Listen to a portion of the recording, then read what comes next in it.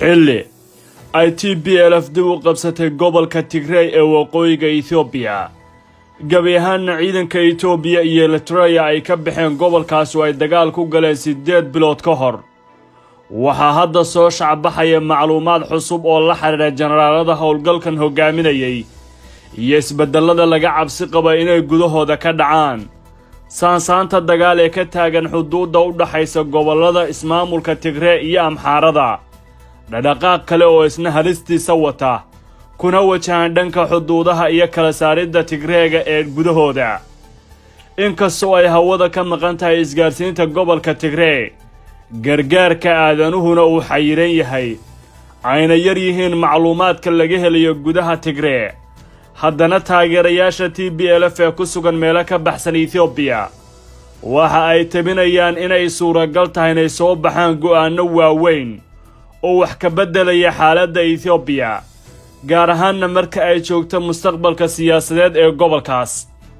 xukuumadda uu hogaamiyo Abiy Ahmed, inkastoo ay sheegtay inay aqbalayso wadahadal ay la gasho dhammaan dhinacyada siyaasadeed ee ku sugan gobolka oo ay ku jirto TPLF, haddana caqabadaha hor yaalla waa wadahadalka laftirkiisa ayaa ah kuwo waaweyn oo aan xilligan si fudud looga gudbi karin. TPLF ma sahlana inay hal tallaabo qaadato waqti xaadirkan. hoggaankeeda soo jamhadeeyey ee taageerada ka helay waddamada waaweyn ee reer galbeedka qaarkoodna waxay u arkayaan fursad ay tahay in lagu aarsado wixii gaadhay, lana weeraray laba jiho oo kale ah Amxaaro iyo Tigray. hadalhaynta TPLF, gaar ahaanna hadalhaynkooda Getachew Rede, waxa uu tabiyey inay doonayaan 24 saac gudahood inay ku qabsadaan dhulka gobolka Raaya oo ay isku hayaan Amxaarada. waxa uu sheegay inay doonayaan inay weerar ku qaadaan.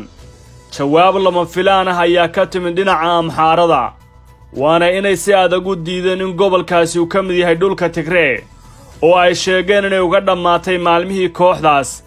sidaasi waxaa yidhi madaxweynaha ismaamulka Amxaarada oo qoraal soo dhigay bartiisa Twitter-ka. ragga uu ugu horreeyo generaalka dib u soo nooleeyay rajada TPLF, wakhtigana gashay soo dumidda maleeshiyaadka cusub. Sadqan Gabretisnay waxa uu qabaa in isaga looga dambeeyo talada iyo maamulka oo dhan. dadka ku dhow qaybo ka mid ah waxa ay warinayaan inuu abaabulay weeraro cusub oo lagu qaado laba dhinac ee dariska la Tigray.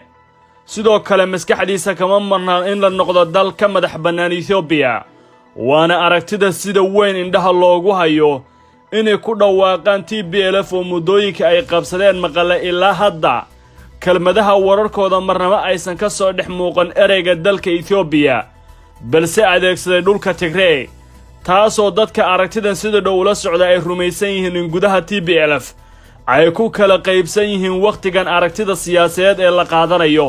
xubno kale oo ay ku jiraan saraakiisha Tigray ee ka soo badbaaday duqaymihii iyo dagaaladii ugu dambeeyey waxa ay qabaan aragtida ah inaan marnaba lagu dhawaaqin ama laga dhex arko goonisutaag si ayna fursad u helin dhinacyada ay ishayaan, gaar ahaanna Amxaarada aaminsan Etoobiyaannimada oo lagu dagaalgelin karo mar kale aragtidaasi.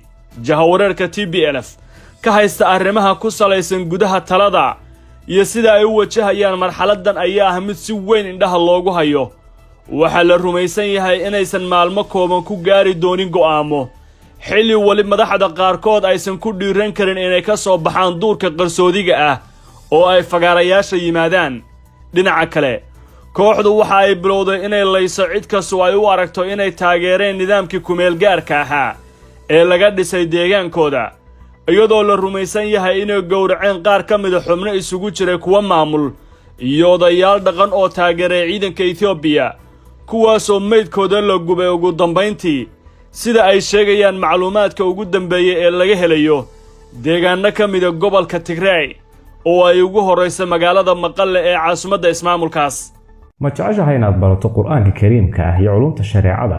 ugu kaalay markaska Nuurayn Online oo baro adigoo gurigaaga jooga qur'aanka, higaada iyo culumta kale islaamka. wixii faahfaahin kala xiriir nambarada shaashada kaaga muuqda.